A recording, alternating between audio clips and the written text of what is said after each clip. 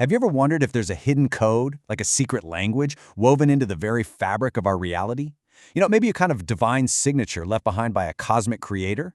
Well, today we're diving into a really fascinating and pretty complex theory from our source material that says one specific number might just be the key to, well, everything. Okay, let's get right into it. The number 666, it gets all the press, right? It's the infamous Mark of the Beast. But the theory we're exploring today flips that on its head. It asks us to look at its lesser-known counterpart, 777. What if this number holds a secret that's just as profound, but points in the complete opposite direction? And look, this is not just about a lucky number you might see on a slot machine. According to our source material, the theory makes a really bold claim that 777 is what it calls the seal of God, a divine signature that's supposedly hidden across scripture, science, and even mathematics. So where does this idea of a divine seal even come from? I mean, it's a pretty big concept. To really get to the bottom of this theory, the source points us directly to the Bible, saying it finds the first conceptual clues in the books of Revelation and Exodus. The source hones in on this specific passage from Revelation. Now, what's described here isn't a physical brand or a tattoo. It's a non-physical seal, an invisible mark of divine protection. And according to the theory, this idea of a symbolic seal is the absolute conceptual basis for everything else that follows.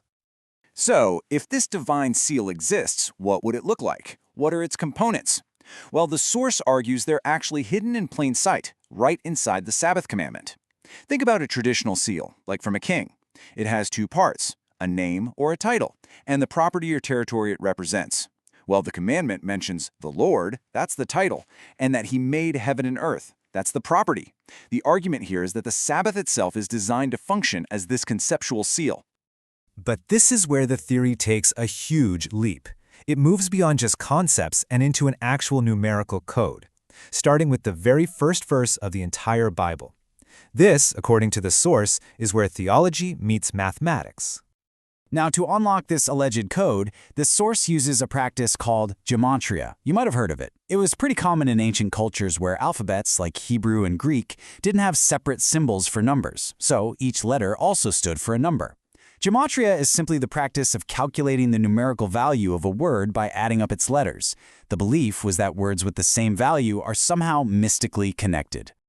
And this brings us to the absolute bedrock of the whole theory. The source points out that if you take three key Hebrew words from the very first verse of Genesis, God, the heaven, and the earth, and you calculate their value using gematria, the sum is, you guessed it, exactly 777. The argument is that the Creator and the creation literally add up to this proposed seal of God. Okay, so from here, the theory gets even more ambitious. I mean, way more. The source claims this isn't just some biblical code, it's a universal one. It argues that the very same numerical patterns are embedded in the fundamental constants that govern all of physics. So here's where things get really wild. The source tries to connect these essential physical constants, the numbers that literally describe our reality, to its gematria system. Now, the method is super complex, but it basically involves converting these constants, which often have endless decimal points, into whole numbers. And the claim is that numbers like the fine structure constant, alpha, pi, and the golden ratio are all part of this very same divine code. And if that wasn't enough, the source then presents what it calls a double confirmation. The claim is that if you take the numerical value it assigned to a constant, let's say 729 for alpha, and then you find that exact verse number in the Bible, the text of that verse will contain a clue. The theory focuses on the gematria value of the center word of that specific verse and claims it connects right back to the 777 theme. This is supposed to be a whole second layer of proof, linking physics directly to Scripture.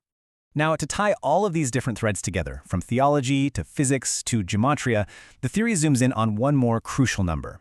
It's presented as the mathematical key, the final piece of this whole puzzle, the number 37. Okay, let's try to break this down.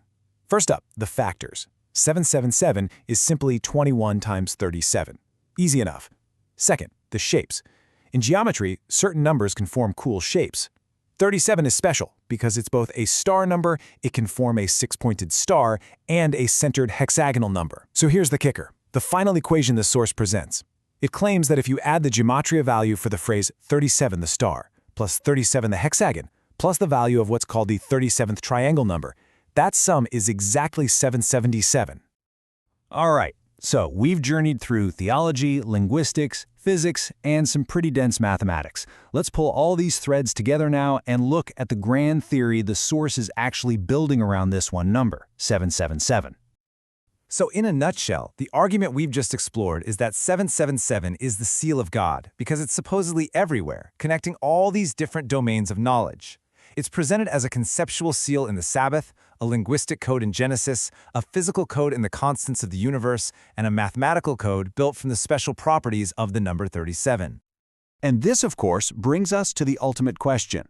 We've seen this incredibly complex web of connections that the source presents, spanning so many different disciplines. But what is it? Is it truly evidence of a hidden divine order, a real signature coded into reality? Or is it just a powerful example of what's called epiphania, our brain's remarkable and sometimes misleading ability to find patterns and meaning even where none exist? That, right there, is the central riddle of the 777 code.